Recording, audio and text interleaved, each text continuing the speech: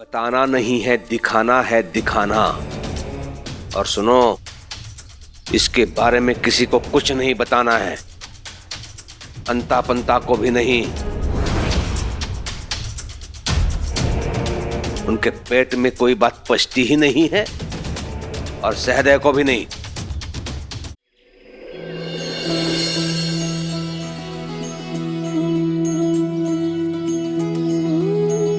प्रणाम साईं। साईं, मैंने आपकी सलाह मानी और आपकी कृपा से आज मुझे काम भी मिल गया। ये लीजिए साईं, मुंह मीठा कीजिए।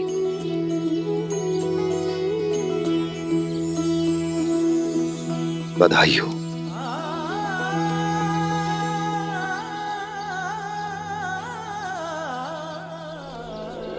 साईं, आप तो एक ही लड्डू खाते हैं ना, और वो तो आप ले चुके। तो क्या मैं ये सारे लड्डू ले जाकर अपने दोस्तों में बांटकर उनके साथ खा सकता हूँ? ले जाओ। शुक्रिया साईं।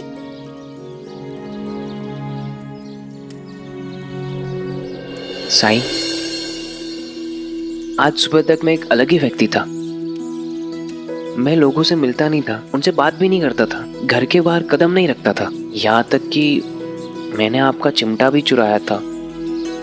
लेकिन साईं, आज आपसे बात करने के बाद मैं लोगों से मिला भी, उनसे मैंने बात भी की और उनसे मैंने काम भी मांगा, और साईं मुझे काम भी मिल गया।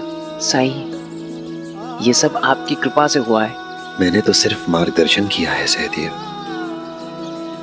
उस राह पर चले तो तुम खुद हो, और मंजिल अभी भी दूर है। मंजिल तक का सफर तुम्हें अकेले ही तय करना होगा। मेरी बात याद है ना? तुम्हारा मन जब भी चोरी करने के लिए मचलने लगे तो उस इंसान के बारे में सोचना, उसे याद करना जिसका प्यार तुम्हें तुम्हारी इस बुरी आदत से लड़ने की शक्ति देता हो। मैं जानता हूं यह आसान नहीं होगा तुम्हारे लिए। हो सकता है तुम कई बार खुद को ना रोक पाओ, लेकिन एहसास होते ही अपनी गलती को सुधारने का प्रयास करना। छुपाना मत, क्योंकि शैतान हम सब के अंदर मौजूद होता है। अगर हम उसे प्रोत्साहित करेंगे तो पराजित नहीं कर सकते। उससे लड़ने का, उसे खत्म करने का केवल एक ही रास्ता है कि हम उसका सामना करें। और अपनी गलतियों को छुपाकर तुम वही गलती बार बार करते रहोगे जो पिछले कई सालों से करते आए हो। साईं, आप जैसा कह रहे हो मैं वैसा ही करूंगा। मैं आपसे वादा करता हूं। राम जी भला करे।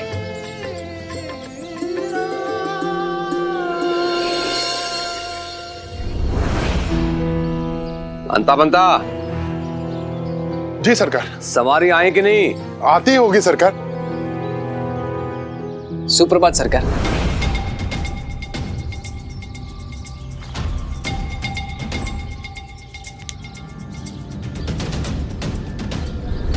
हरिओम।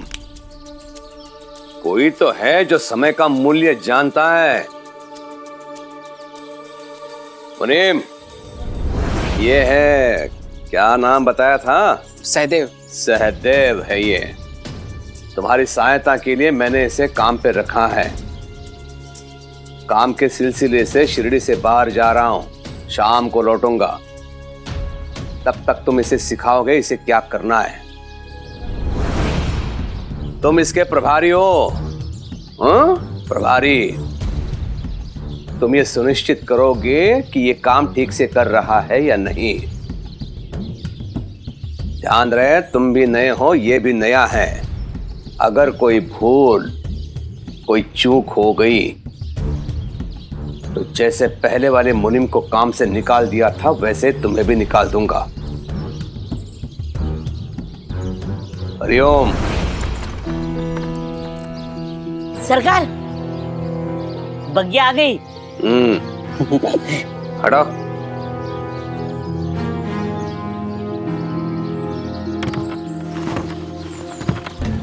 चलो। मतलब एक तरफ कुआं, दूसरी तरफ खाई, दोनों सूरत में सजा मुझे ही मिलेगी। मुनीम जी, मुझे काम क्या करना होगा? बताता हूँ। जी।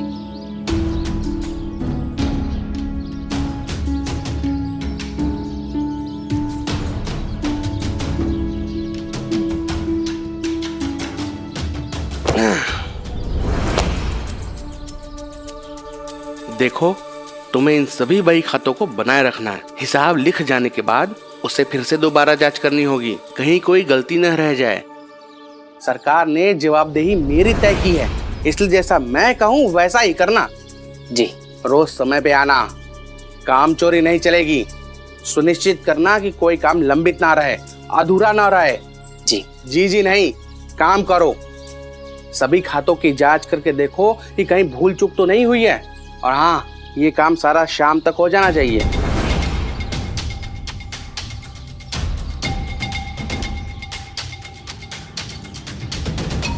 मुनीम जी, इतने सारे बही खाते शाम तक? क्यों, आलस आ रहा है? कछुए की गति से काम करोगे तो सरकार से कहकर किसी और को रखवा लूंगा। नहीं नहीं, मैं करूंगा। करोगे ना? जी जी। हाँ तो फिर शुरू हो जा। जी।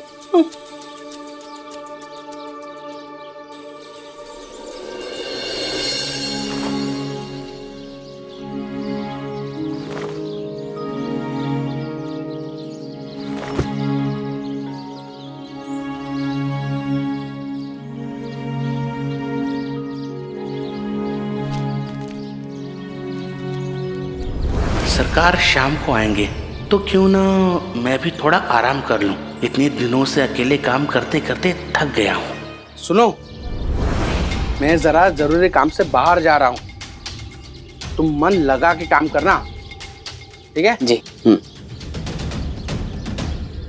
बहुत बहुत धन्यवाद। धन्यवाद तो हमें कहना चाहिए काकी, जो आपने इस गांव में रहने का फैसला लिया।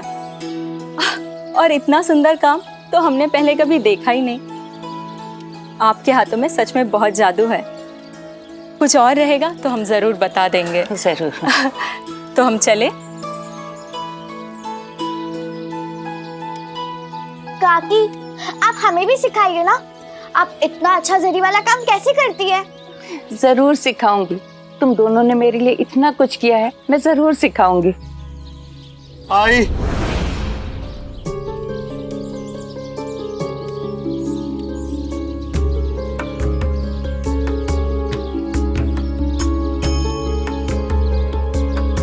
बलराम, लक्ष्मीकांत,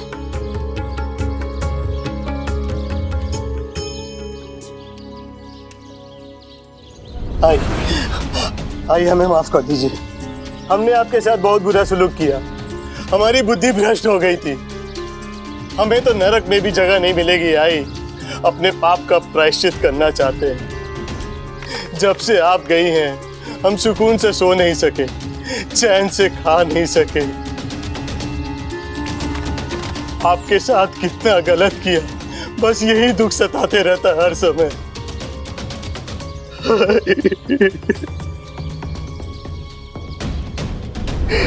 आपको पता भी है आपकी करने की वजह से काकी को कितना दुख सहना पड़ा, कितनी तकलीफें उठानी पड़ी। मुझे पता है काकी मुझे किस हाल में मिली थी।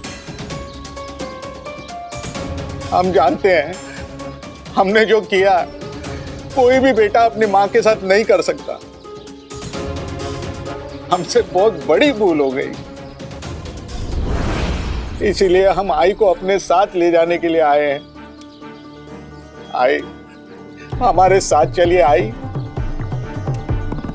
हमारे साथ चलिए। हाँ आई, भगवान के लिए हमारे साथ लौट चलिए।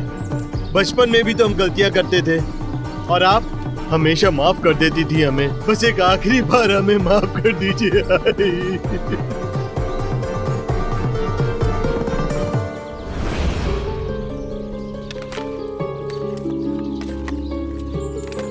साई, काकी ऐसे कैसे अपने बेटों को माफ कर सकती है? उनके बेटों ने उन्हें तब छोड़ा था जब वो देख नहीं सकती थी। माँ होती ही ऐसी है, हमेशा माफ कर देने वाली, दया और ममता का सर्वोच्च उदाहरण। बच्चे चाहे सैकड़ों गलतियां कर लें, लेकिन मां के पास उन्हें माफ कर देने के, उन पर अपनी ममता लुटाने के लाखों कारण होते हैं।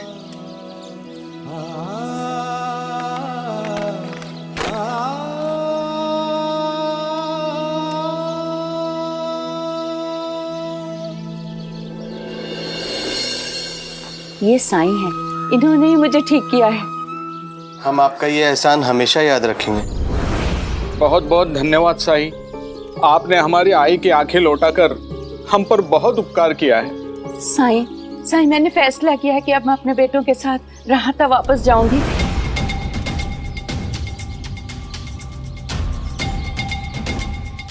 माँ जी, आपने अच्छे से सोच लिया है ना?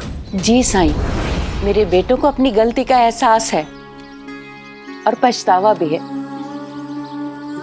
और सच कहूं ना साईं, तो मैं यहाँ बहुत खुश थी, लेकिन फिर भी अपने परिवार के बारे में सोचती रहती थी, उन्हीं को याद करती रहती थी।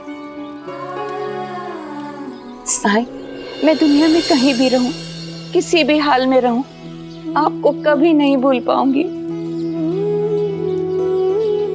आपने मेरे लिए जो कुछ भी किया है, उसका शुक्रिया मैं कैसे अदा करूंगी, मैं नहीं जानती।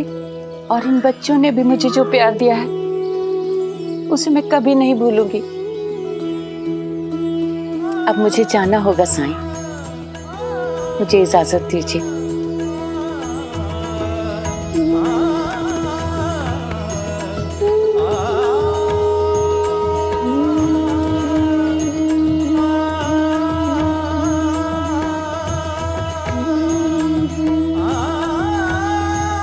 चलती हूँ साईं।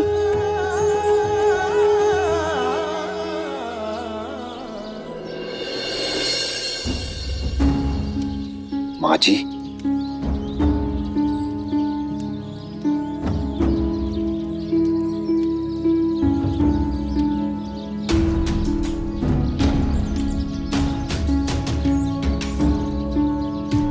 जी साईं।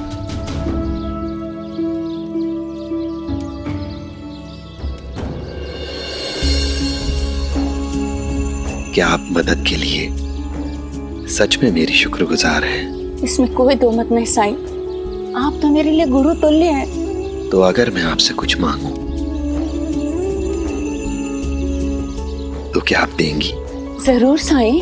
तो ठीक है, मैं चाहता हूं कि आज से जरी का काम आप हमेशा के लिए छोड़ दें। लेकिन साईं, काम करने के लिए आपने ही मेरा हौसला बढ़ाया था, और अब मैं ही मना कर रहा हूं।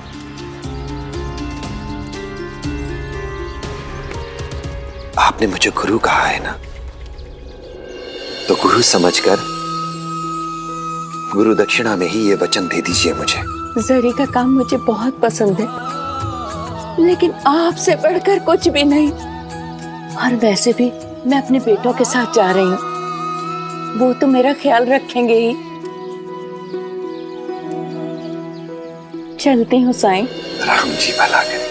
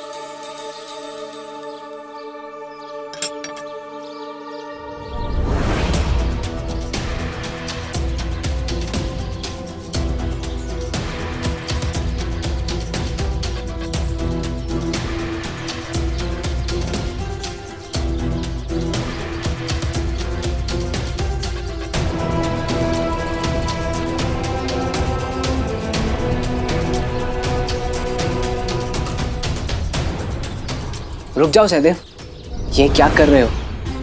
तुम्हारी चोरी की लत छूट जाए इसीलिए तो काम करने आए हो। तुम्हें अपने काम पे ध्यान केंद्रित करने की जरूरत है सहदेव।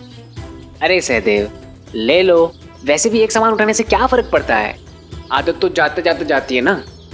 उठा लो चलो। सहदेव तुम्हें याद है ना साईं ने क्या कहा था? तुम्हारा मन जब भी चोरी करने के लिए मचलने लगे तो उस इंसान के बारे में सोचना, उसे याद करना जिसका प्यार तुम्हें तुम्हारी इस बुरी आदत से लड़ने की शक्ति देता हो। ताई अब मेरा भाई भी औरों की तरह काम करेगा, मेरे लिए यही बहुत है। जीजा जी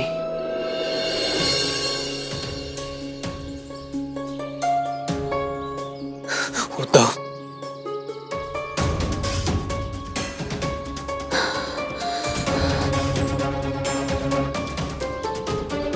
बाबा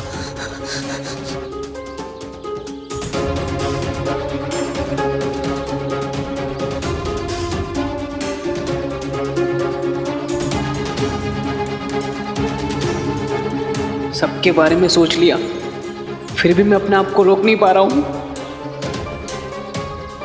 वो इसलिए क्योंकि तुम्हें इस सामान की जरूरत है, और तुम तो जानते हो ना, अगर तुम्हें कोई चीज चाहिए और वो जब तक तुम्हें नहीं मिल जाती तुम्हारा ध्यान किसी भी काम में लगता ही नहीं है।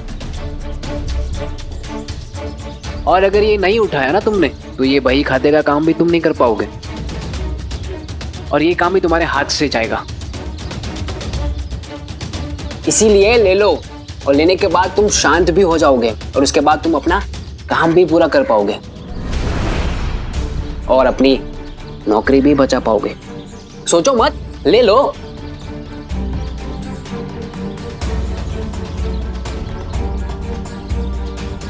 अरे ले लो, हाँ ले लो।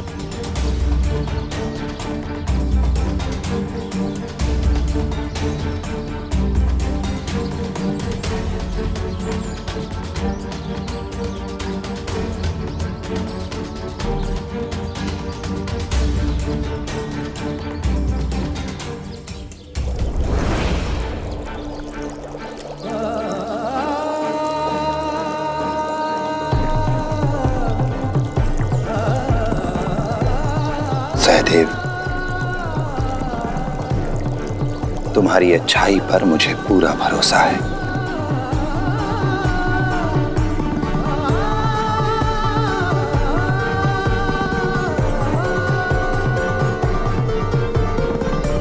जिन्हें मैं चाहता हूं उन सबको याद किया मैंने, अब और किसे याद करूं? कौन है ऐसा?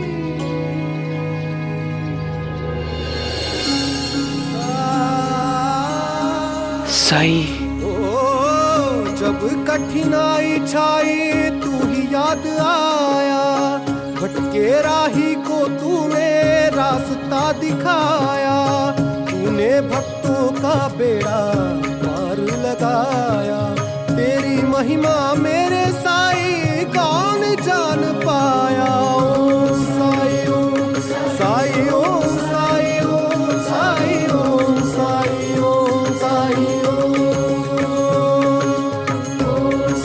शुक्रिया साई, बेशक आप ही है वो, आप ही है वो जिसने मुझ पर विश्वास किया, जिसने मेरी मदद की।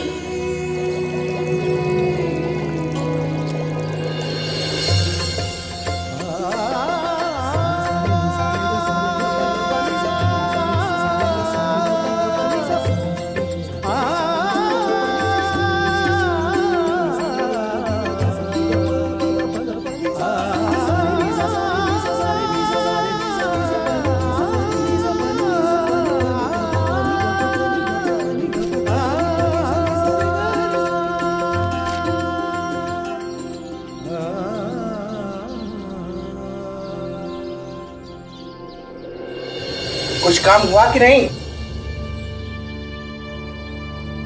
हे भगवान, आता ही नुकसान भी कर दिया और ऊपर से हंस भी रहा।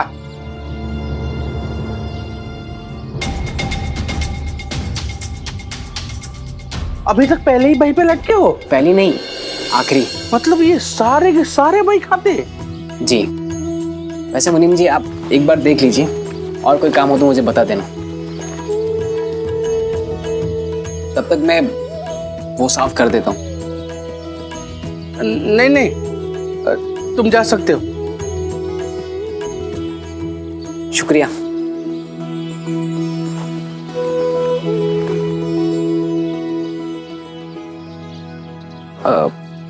मुनीम जी। हाँ? वैसे आपसे एक बात पूछनी थी। पूछो। वो हमारे मालिक का नाम क्या है? सरकार का नाम? जी। तुम्हें उनका नाम भी नहीं पता? कुलकर्णी सरकार। वो इस गांव के मुखिया भी हैं। जी धन्यवाद।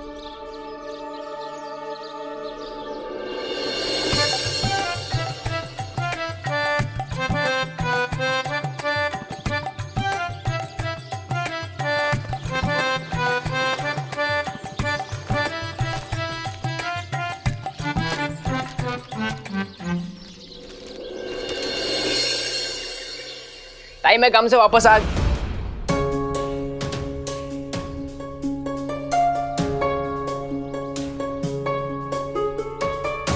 सहदेव,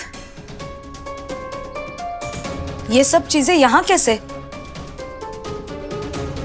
ये महंगी साड़ी, ये कड़े, ये खिलौना, ये महंगे इत्र की शीशी, ये सब चीजें तेरे पास कैसे आई? जब मैं भाई दूज की खरीदारी के लिए गई थी तो मैंने ये सब चीजें दुकानों में देखी थी, और बाबा ने तो इतने पैसे नहीं दिए थे तुझे कि तू ये सब खरीद सके। फिर ये सब यहाँ कैसे सहदेव? वो ताई, मैं तुझे मेरी सौगंध सहदेव, सच सच बताओ, बात क्या है?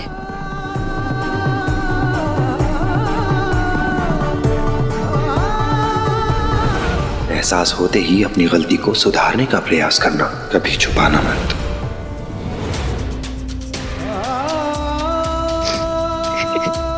ताई, ताई आपका शक सही है। ये सारी चीजें मैंने ही चुराई है।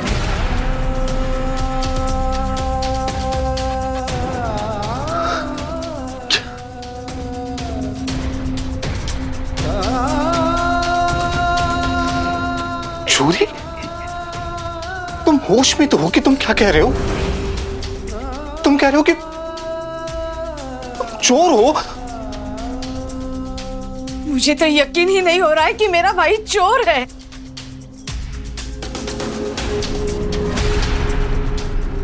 किस चीज की कमी रखी थी मैंने तेरे लिए यहाँ? फिर क्यों किया ऐसे? बोलो सहदेव, बोलो। ताई मेरा यकीन मानिए। जिया जी, मैं ये जानबूझ के नहीं करता। मैं बस अपने आप पे काबू नहीं कर सका।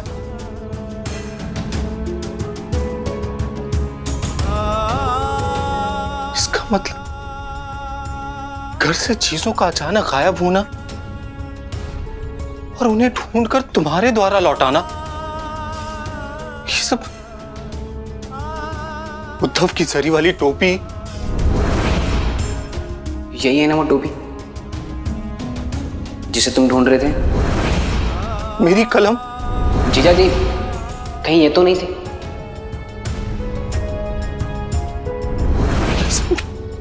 ये सब भी तुमने?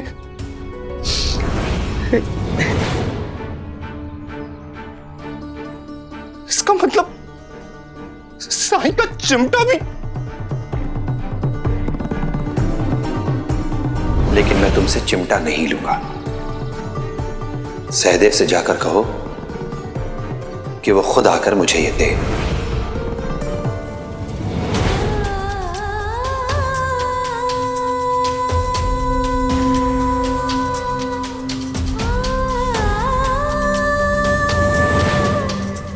मेरा भाई साई का सामान चुराता है। तुम चलो मेरे साथ और अभी चल के साई से माफी मांगोगे। जिया जी मेरी बात। कुछ नहीं सुनना चाहता मैं तुमसे। अब जो भी कहना है साई के सामने कहना। चलो यहाँ से।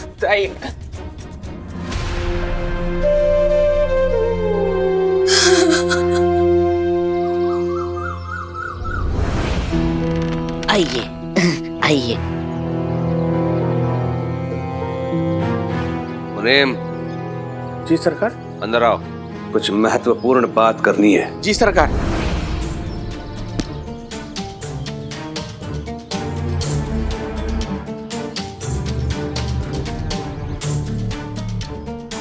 पीछे जाओ।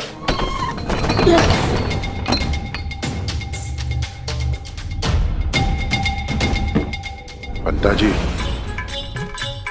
ऐसी क्या खास बात है जो सरकार हमसे छुपा रहे हैं और इस मुनीम को बता रहे हैं? हाँ, सुनना पड़ेगा।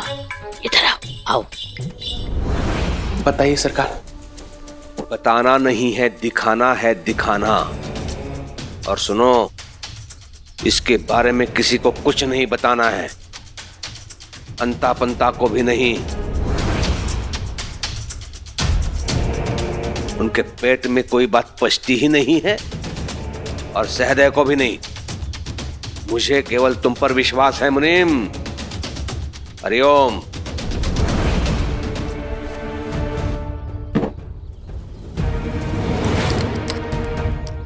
सरकार उस छोटे से बक्से को लेकर इतनी सावधानी क्यों बरत रहे हैं?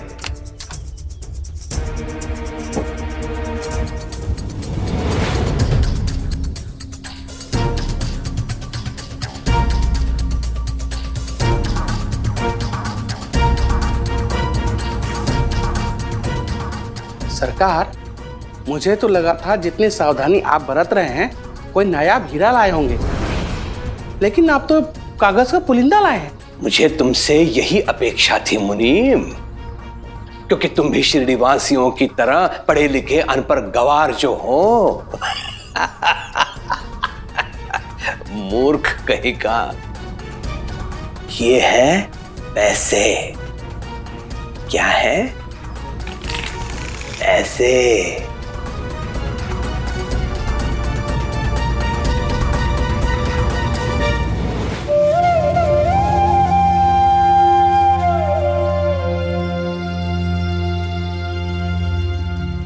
मैं पहले ही जानता था श्यामा।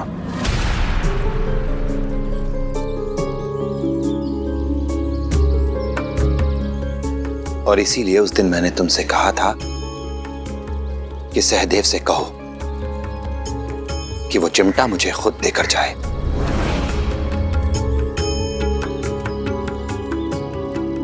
लेकिन साईं, मेरा भाई चोर कैसे हो सकता है? ये चोर नहीं है, ये मजबूर है, जिसके कारण ये कोई भी चीज चुरा लेता है। एक बीमारी है, एक रोग है ये। अगर ये चोर होता तो ये जो भी चीज चुराता उसका उपयोग करता, परंतु नहीं। इसने उन सभी चीजों को अपने संदूक में जमा कर रखा है और इन चीजों का इसके लिए कोई महत्व नहीं है, कोई उपयोगिता नहीं है।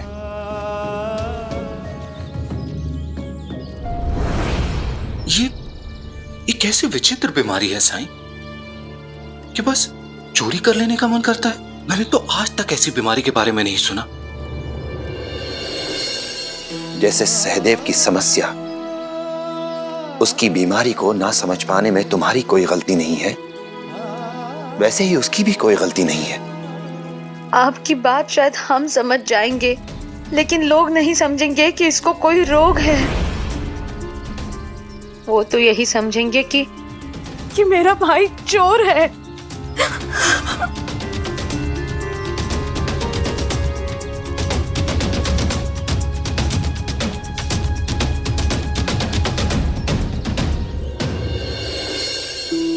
सहदेव जैसा है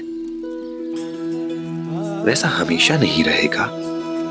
परिवार के प्रेम से, उनके सहयोग से इसकी बीमारी को ठीक किया जा सकता है।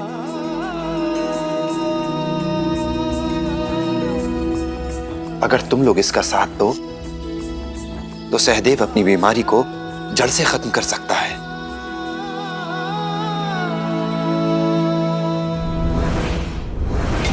पैसा? क्या मतलब सरकार? कागज का भी कभी पैसा बन सकता है क्या? पैसा तो बनता है धातु का, जैसे सोना, चांदी, पीतल, तांबा, जिसका अपना कोई मूल्य होता है। कागज तो कागज है सरकार, ना कीमत है उसकी ना जीवन। आसानी से फट जाता है, पानी में गल जाता है, उसका पैसा कैसे बनाया जा सकता है? चुप मूर्ख, ध्यान से देखो। ये देखो, ये रानी विक्टोरिया की छवि तुम्हें दिखाई दे रही है। रानी विक्टोरिया की छवि इस कागज को मूल्यवान बना देती है। और ये देखो, अंग्रेज सरकार की मोहर लगी हुई है, देखा? और यहां पे ये देखो, ये क्या लिखा है अंग्रेजी में? 1 रुपीज, मतलब 1 रुपया। 1 रुपया? वो भी कागज का? तब तो सरकार इसे बहुत संभाल के रखना होगा। इसीलिए तो मैं बंद करके लाया हूं पेटी में, ताला लगा के। अब बहुत जल्द यही कागज के पैसे चलेंगे, मैं शहर में देख के आया हूं। क्या? और तुम तो जानते हो सिक्कों को रखना कितना कठिन होता है, बहुत जगह लगती है उसके लिए। इसे तो मैं आसानी से जेब में रखकर कहीं भी आ जा सकता हूं। हरिओम। लेकिन सरकार, क्या लोग इसे स्वीकार कर पाएंगे? उन्हें तो ये सिर्फ कागज दिखेगा और वो इसे कागज ही समझेंगे। हरिओम, तुम ये कहना चाह रहे हो कि लोग इसे महत्व नहीं देंगे? हाँ सरकार। ठीक है, अब देखो मैं कैसे सिद्ध करके दिखाता हूं। चलो आओ।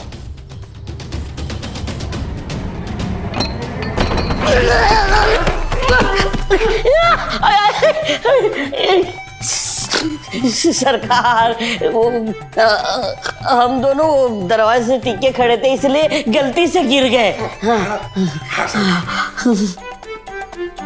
बाहर चलो। सही, आज काम के समय एक सुंदर चीज चुराने की मन में बड़ी इच्छा हुई। मैंने आपकी कही हुई सभी बातों को याद किया, सबको याद किया, और फिर उसे चुराने की इच्छा समाप्त हो गई। साईं, मैंने खुद पे काबू पा लिया।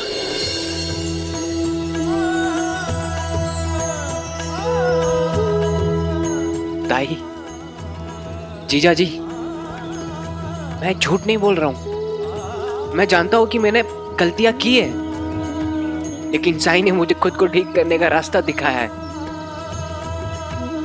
उस रास्ते को अपनाने के बाद आज मैं पहली बार सफल भी हुआ हूं।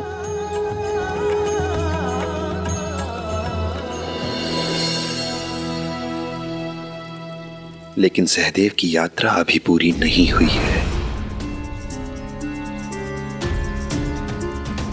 पूरी तरह ठीक होने में समय अभी बाकी है। इम्तिहान अभी बाकी है।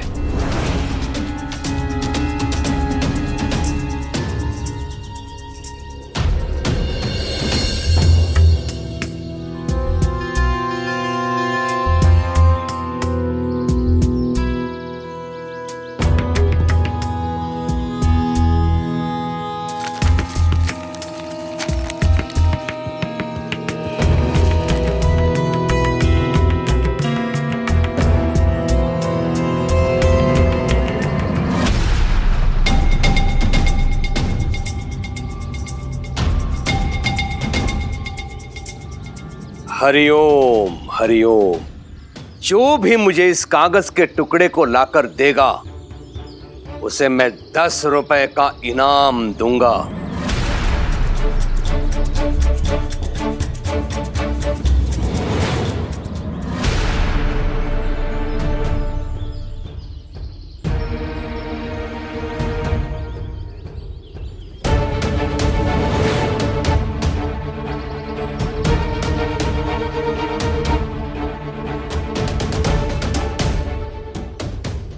सरकार।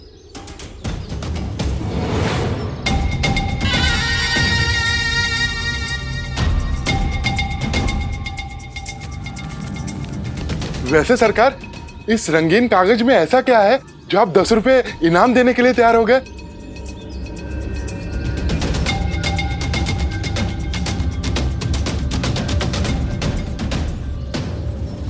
हरिओम हरिओम। मुनीम। जी सरकार।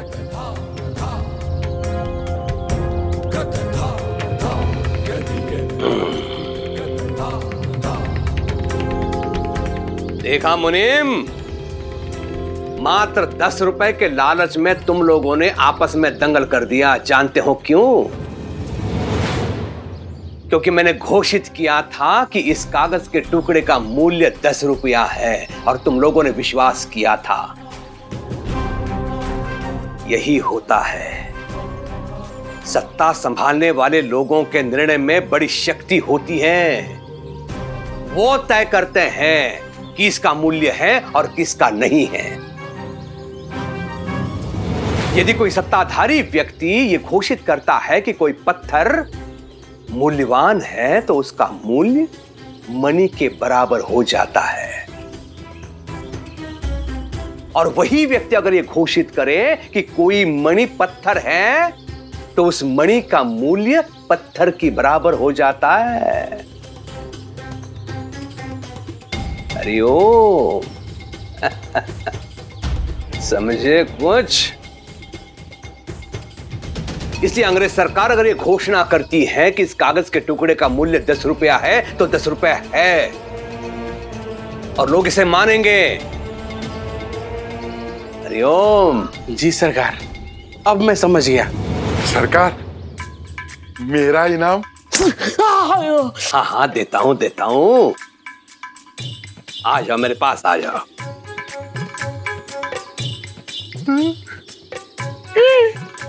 आओ। आ गया। ये लो।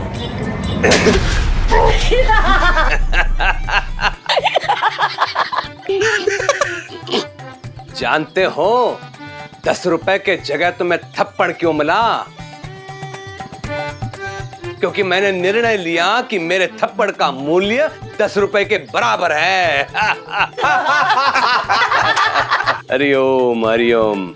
10 रुपए चाहिए गधे को।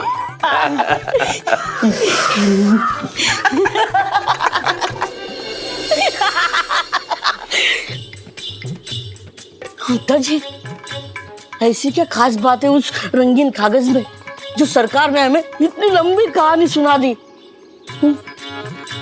पता नहीं पंता जी, उनसे पूछ तो लेता, लेकिन मुझे दोबारा थप्पड़ नहीं खाना है। जोर से लगी।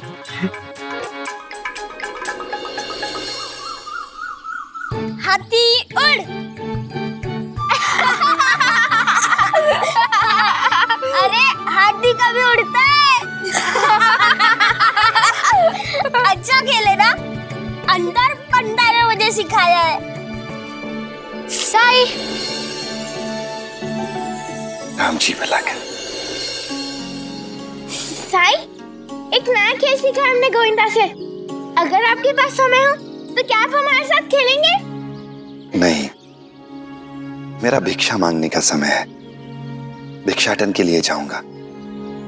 और अगर तुम व्यस्त लोग ज्यादा व्यस्त ना हो इस समय तो तुम लोग भी मेरे साथ क्यों नहीं आते? हाँ, चलो। आ जाओ।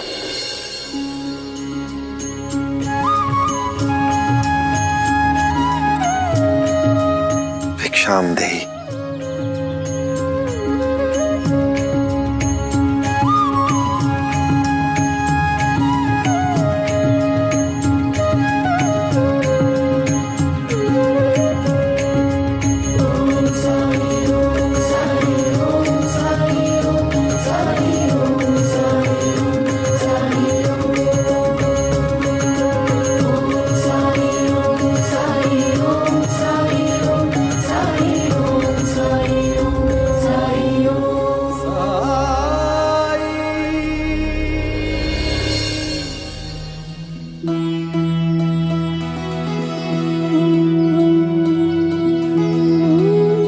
भिक्षाम देहि।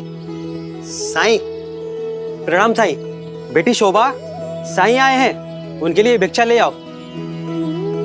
और सब कैसा चल रहा है राम भाऊ? ईश्वर की कृपा से सब बढ़िया है साईं। बस अपनी बेटी की शादी की तैयारियों में व्यस्त रहता हूँ। प्रणाम साईं। राम जी भला करे।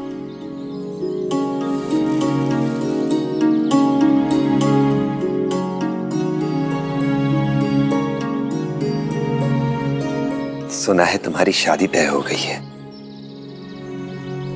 हमेशा खुश रहो। वो तो मैं रहूंगी साईं, क्योंकि मेरे बाबा मुझसे बहुत प्यार करते हैं। मुझे कभी किसी चीज की कमी नहीं होने दी, किसी बात का दुख नहीं होने दिया। मेरी शादी के लिए वो तब तक रिश्तों को ठुकराते रहे जब तक उन्हें यकीन नहीं हो गया जिस घर में जिस वर्ष से मेरी शादी होगी वो लोग मुझे अच्छे से खुश रखेंगे। ठीक कह रही है आपकी बेटी।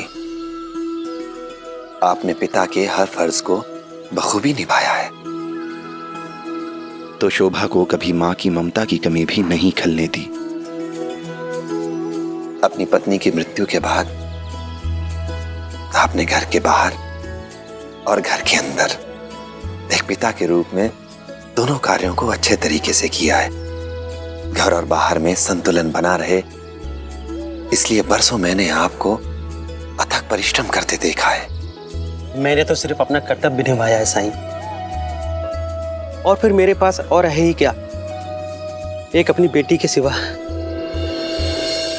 जो लोग निष्ठा से अपना कर्तव्य निभाते हैं उनके साथ हमेशा अच्छा ही होता है। समस्याएं तो सबके जीवन में आती हैं, आपके जीवन में भी आएंगी, पर घबराना नहीं है। ईश्वर हमेशा आपके साथ रहेगा, क्योंकि अच्छे लोगों का साथ वो कभी नहीं छोड़ता। इसलिए हार नहीं माननी है, क्योंकि समस्याएं समाधान भी अपने साथ ही लेकर आती हैं। शादी की तैयारियां हो गई? हाँ साईं, लगभग हो चुकी है, बस छोटे मोटे काम बाकी हैं। काका, छोटे मोटे तो हम भी हैं, तो हम ऐसे कामों में आपकी मदद कर सकते हैं। बस बदले में शादी की मिठाइयाँ थोड़ी ज्यादा लेंगे। जरूर। बस एक काम है, क्या तुम लोग मेहंदी के पत्ते तोड़कर लाने में अपनी दीदी की मदद करोगे, ताकि उन्हें पीसकर रस्म के लिए मेहंदी बना सके? बस इतना छोटा काम, वो तो हम चुटकियों में कर लेंगे। शाबाश परी, तुम दीदी की मदद करो, मैं चलता हूँ। राम जी भला करें। शोभा, मेहंदी के पत्ते लाने के बाद तुम बच्चों के साथ यहीं रुकना। मैं तुम्हारा हार वापस लाने के लिए सरकार के पास जा रहा हूँ। ठीक है बाबा। दादा, जाकर बात करो ना इसे।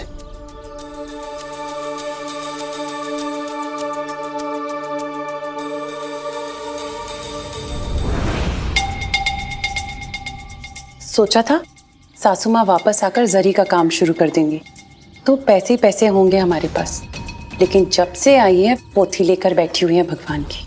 और नहीं तो क्या, क्या उन्हें मुफ्त की रोटियां तोड़ने के लिए हमने यहाँ बुलाया है? इससे अच्छा तो वो शिरडी में ही रह जाती। अरे बेकार में क्यों खून जला रही हो? दादा गए ना बात करने, दोबारा काम शुरू कर देगी, देख लेना।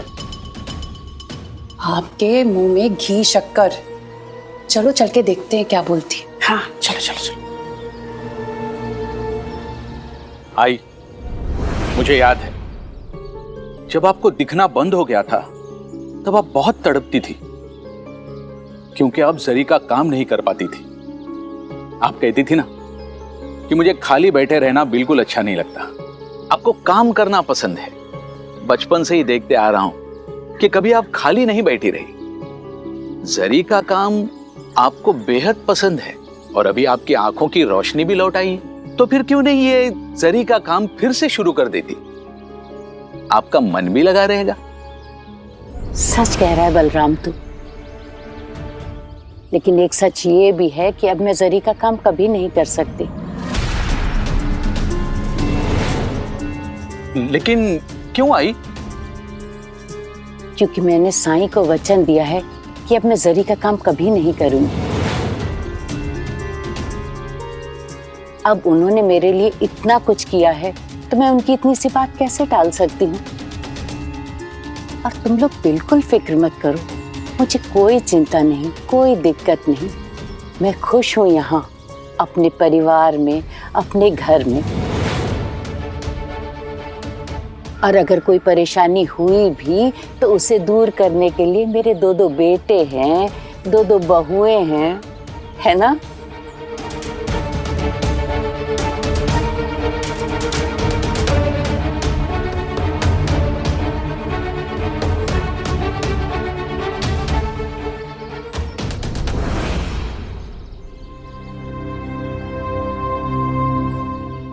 साई साई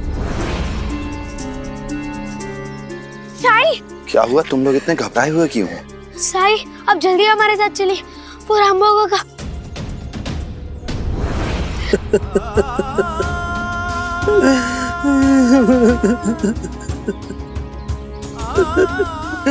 साई,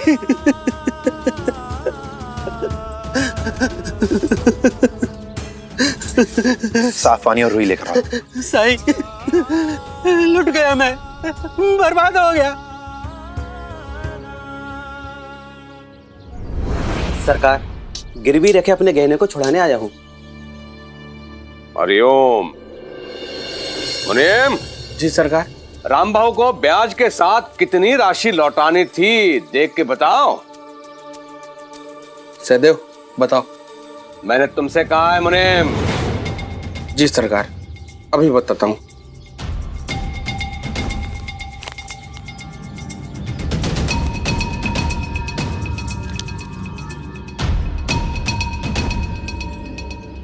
सरकार 130 रुपए। 130। सुन लिया रामभाऊ, गहने तभी मिलेंगे जब पूरी राशि का भुगतान करोगे तुम। जी सरकार, मैं पूरे पैसे लाया हूँ।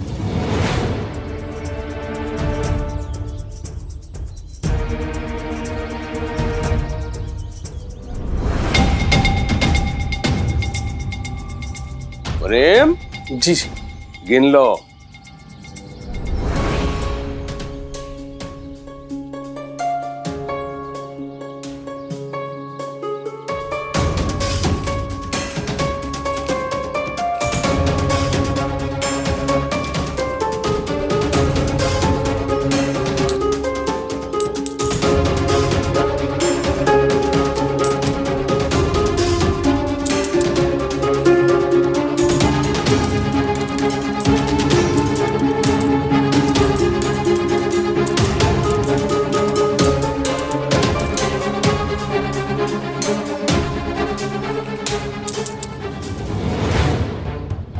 सरकार पूरे पैसे हैं।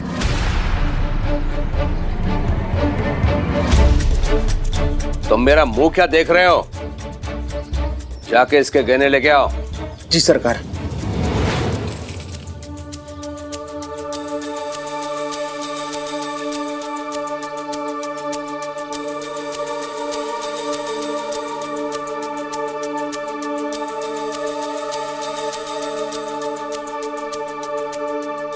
लकड़ी का डब्बा है, छोटा सा। नया हूं लेकिन मुझे सब पता है।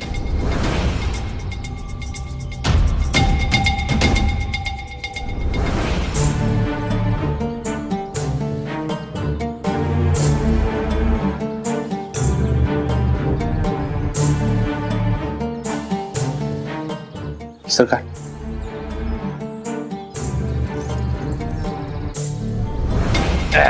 हरिओम हरिओम। लो, बधाई हो रामभाऊ, ऋण से मुक्त हो गए तुम।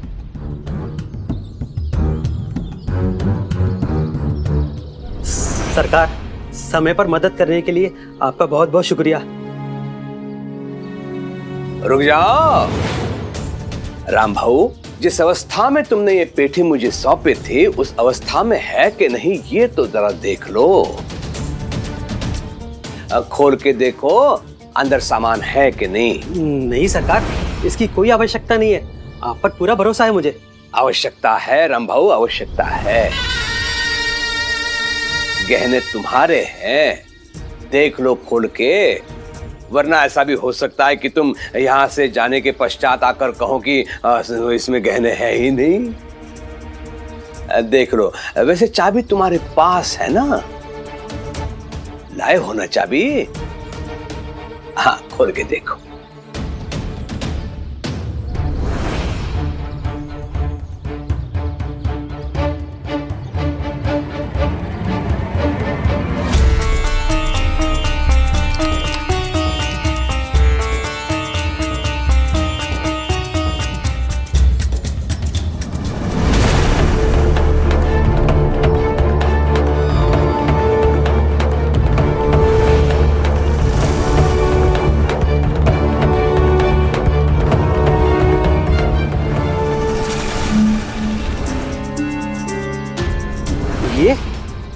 ये क्या क्या है?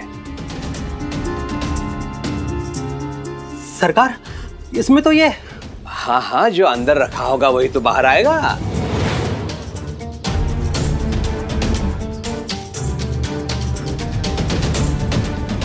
नहीं सरकार, ये वो हार नहीं है। मैंने तो अपनी स्वर्गीय पत्नी का चंद्रहार गिरवी रखा था। वो कई लड़ियों वाला और कीमती हार था। सरकार, तभी तो आपने उस महंगे हार पर मुझे इतना बड़ा कर्जा दिया था। बुढ़े हो गए हो तुम, सटिया गए हो राम भाऊ। स्मरण शक्ति क्षीण हो गई है तुम्हारी।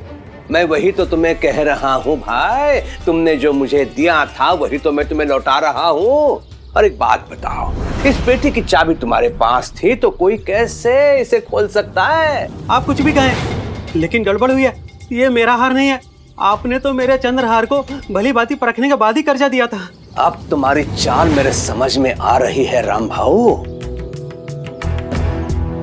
मुझे मूर्ख बनाना चाहते हो तुम? झांसा देना चाहता है तू मुझे? तू सोच रहा है कि बहुत साल हो गए, सरकार भूल गए होंगे, तो इस छोटे से हार के बदले बड़ा हार ले लूं मैं? नहीं सरकार, ऐसा कुछ भी नहीं है। मैं सच कह रहा हूँ, ये मेरा हार नहीं है। वो तो। बंद करो अपनी नौटंकी और जाए यहाँ से। मुझे और भी बहुत काम है। सरकार, ये तो सरासर धोखा है।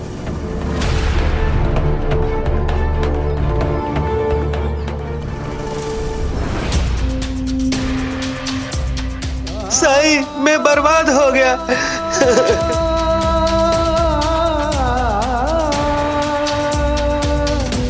मेरे पास जो कुछ भी था उन्होंने सब ले लिया साई।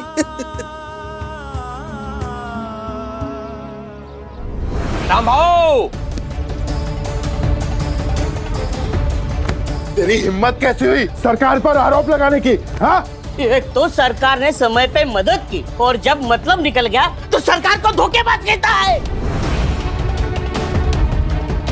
मेरे धैर्य की परीक्षा मत लो राम भाऊ। झूठ तू बोल रहा है। तेरे हाथ में जो पेटी है वो बंद थी और उसकी चाबी तुम्हारे पास थी, जो तुमने अपने हाथों से खोली है पेटी। और वैसे भी तुम्हारे गहनों की मुझे क्या जरूरत है? तुम्हारी कल्पना से कई अधिक महंगी वस्तुएं हैं मेरे पास। वो सब मैं नहीं जानता। मैं बच्चे तरह जानता हूँ कि ये हार वो नहीं है जो मैंने गिरवी में रखा था। मेरी आपसे बस इतनी विनती है कि आप मेरी पत्नी का हार मुझे लौटा दीजिए। बस बहुत हुआ। प्यार से चार बातें क्या कर ली, तू तो मुंह लग गया मेरे। तेरा इतना दुस्साहस कि मेरे द्योधी पे आके तू मुझे ही आरोपित करने लगा। अंता, भगाओ इसे यहाँ से। चल यहाँ से। सरकार, ऐसा जुल्म मत कीजिए। वो जेवर मेरी बेटी के लिए, सरकार उसकी शादी होने वाली है। सरकार, जुल्म मत कीजिए। सरकार, मैं उसे अपनी जिस्म देने वाला हूं। सरकार, छोड़ो मुझे।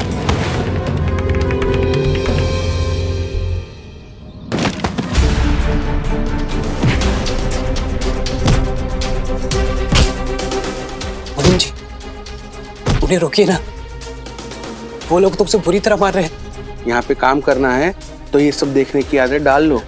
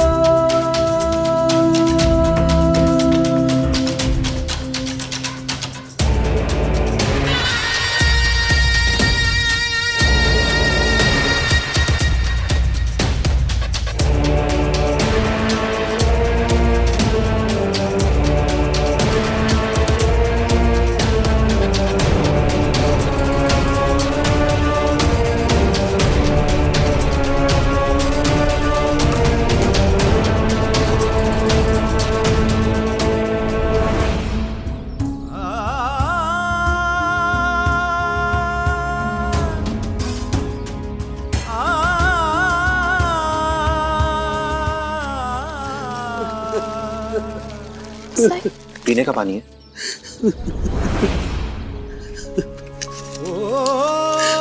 जब कठिनाई छाई ये लो राम भाव, पी लो। याद आया भटके राही को तूने रास्ता दिखाया, तूने भक्तों का बेड़ा पार लगाया। तेरी महिमा मेरे साईं कौन जान पाया। ओम साई ओम, साई ओम, साई ओम, साई ओम, साई ओम। साई,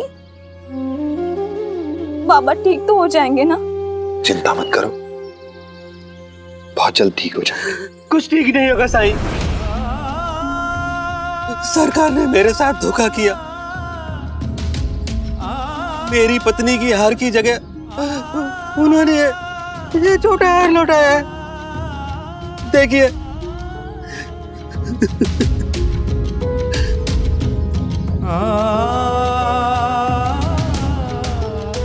मेरी पत्नी का हार बहुत भारी था, बहुत कीमती था। लेकिन यह हार किसी काम का नहीं है राम भाव, क्योंकि यह नकली है।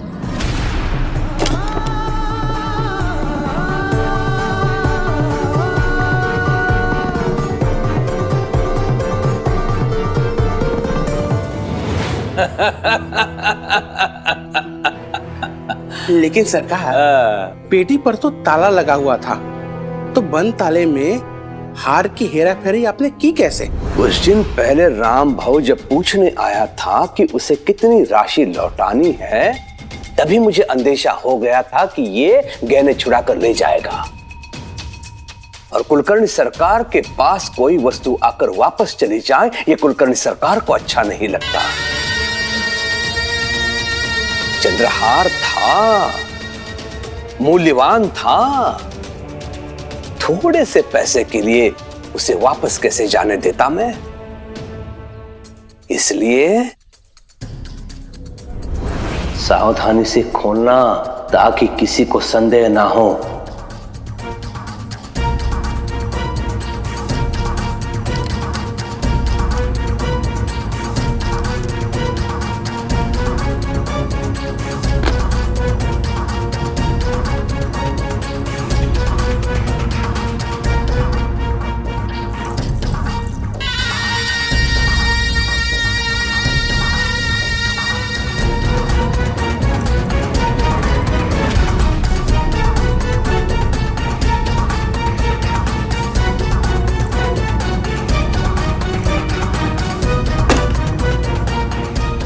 इसे बंद कर दे ताला लगा के, और अपना मुंह भी बंद रखना, समझे? कर बंद। और फिर अंग्रेज अधिकारियों के साथ एक बैठक में मुझे पता चला उन कागज के पैसों के बारे में। फिर मैंने सोचा क्यों न हार के बदले में मैं पैसे ही ले लूं, और मैंने पैसे ले लिए।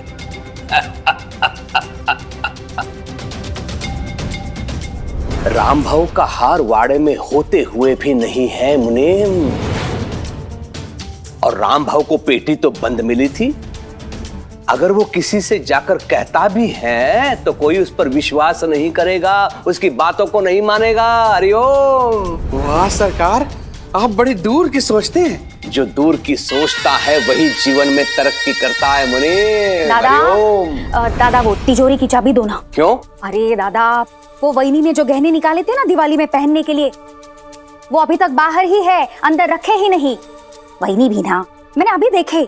चलो मैं ही रख देती हूँ, लो चाबी आता हूँ। वो तो ऐसी ही है, और तुम्हारी नींद भी बहुत जल्दी खुल गई। अगले दिवाली तक इंतजार करती गहने रखने के लिए। नहीं वो दादा, चाबी दो। लो। दादा भी ना, उस मुनीम के सामने मेरा मजाक उड़ाने की क्या जरूरत थी?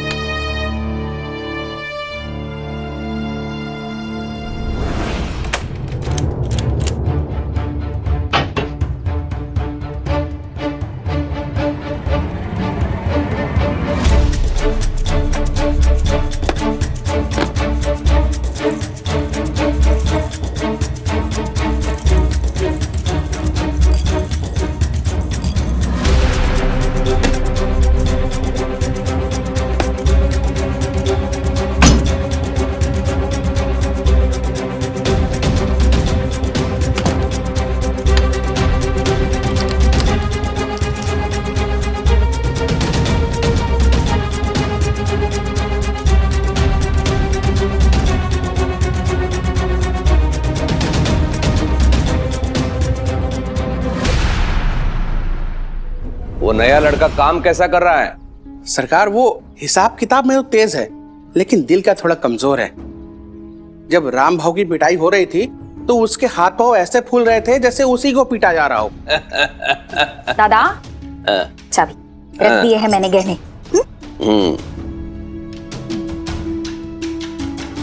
नया है, बच्चा है, वाड़े के नियम सिखा देना उसे। जी सर। हरिओम। हे भगवान, मैंने सोचा था वो वाला हार ना सही, कम से कम ये तो है बेटी को उसकी शादी में यही दे दूंगा, लेकिन नकली हार कैसे डालूंगा मैं अपनी बेटी के गले में? ना तो अब मेरे पास पैसे बचे हैं, ना सोना। अब मैं क्या करूं? सरकार ने मेरे साथ बहुत बड़ा धोखा किया है, बहुत बड़ा। साई, क्या मैं इस बार में केशव दादा से बात करूं? एक वही है जो मामा जी से सवाल कर सकते हैं।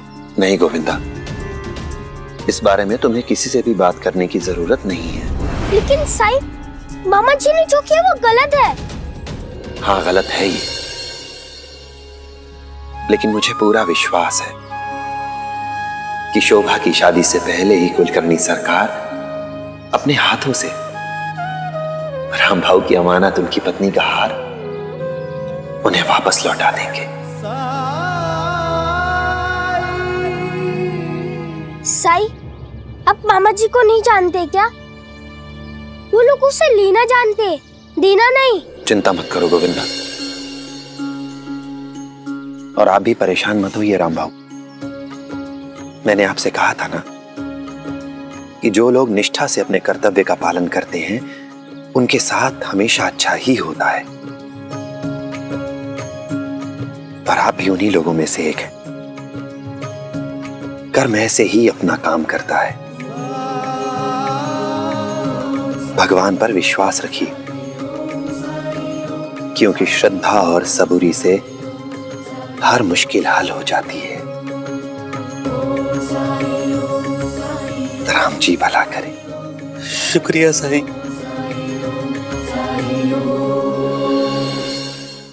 ऐसे और भी मजेदार वीडियो के लिए हमारे चैनल को लाइक, शेयर और सब्सक्राइब करें।